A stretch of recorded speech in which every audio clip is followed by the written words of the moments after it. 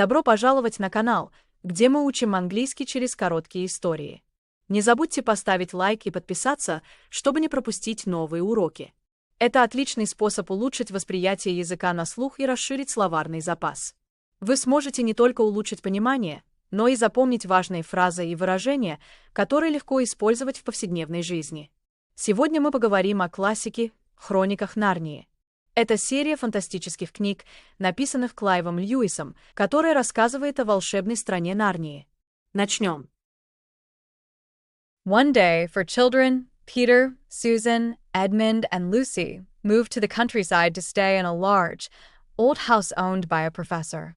The house had many rooms to explore, and each one seemed full of mystery. On a rainy afternoon, Lucy discovered a large wardrobe in one of the rooms. Curious, she opened it and stepped inside. To her astonishment, Lucy found herself in the middle of a snowy forest. She had entered a magical world called Narnia.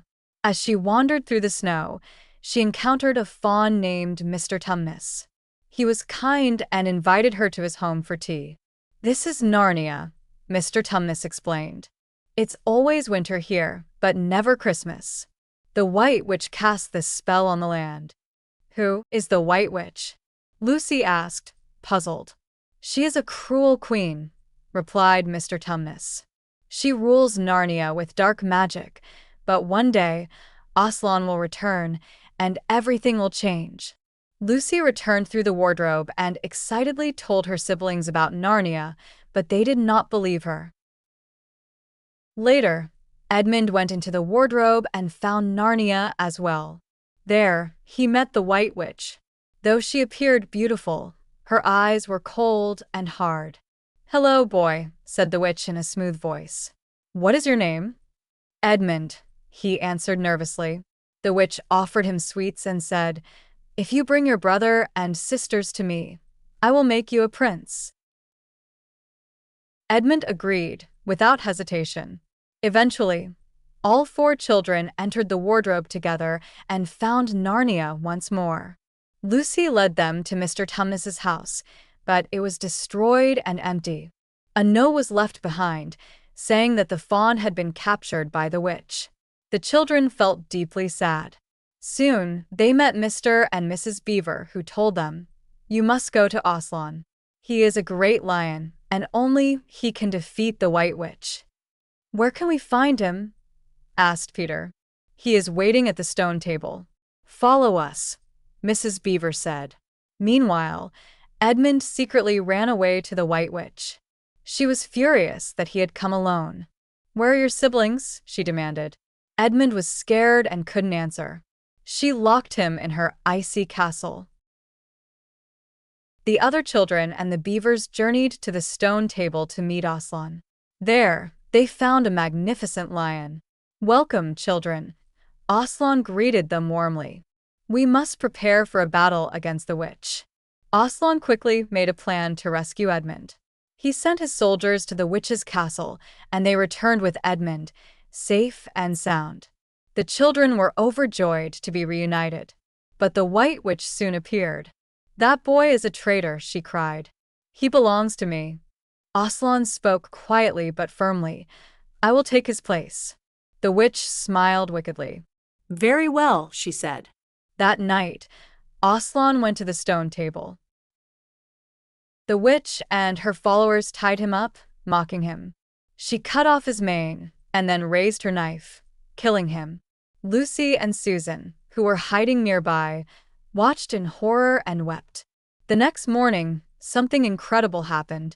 The stone table cracked with a loud noise, and Aslan returned to life, stronger than ever. "But how is this possible?" Lucy asked in amazement. "There is deeper magic," Aslan explained. "When an innocent life is given for a traitor, death itself is undone." Aslan led the children into battle against the witch's forces. Peter fought bravely, and Edmund broke the witch's magic wand. Although he was injured, the Narnians triumphed, and Aslan killed the White Witch, ending her rule forever. The children were crowned kings and queens of Narnia. They ruled with wisdom, kindness, and justice. Many years later, while hunting in the forest, they found the wardrobe once again. Stepping through it, they were back in the professor's house. To their surprise, no time had passed in the real world. It was all real, Lucy said, smiling. Yes, Peter agreed. And we will never forget. The professor, hearing their story, smiled and said, You won't find Narnia again through this wardrobe, but perhaps one day you will return. And so, their extraordinary adventure ended, but the memories of Narnia stayed with them forever. Countryside. Professor, explore, astonishment, magical, encounter, invited, Cruel. Spell. puzzled, hesitation, eventually, Destroyed. Captured. Defeat. demanded, furious, mocking, sacrifice, innocent, undone, injured, triumph, incredible, Cracked. followers, Betrayed. reunited, Extraordinary. memories. Учить английский через истории гораздо эффективнее, чем просто заучивать слова. Когда мы слушаем историю, язык запоминается естественно, через контекст, и вы начинаете понимать не только отдельные какие-то слова, но и их использование в реальных ситуациях. Чем больше таких историй, тем легче вам будет говорить и понимать английский. До встречи в следующем уроке.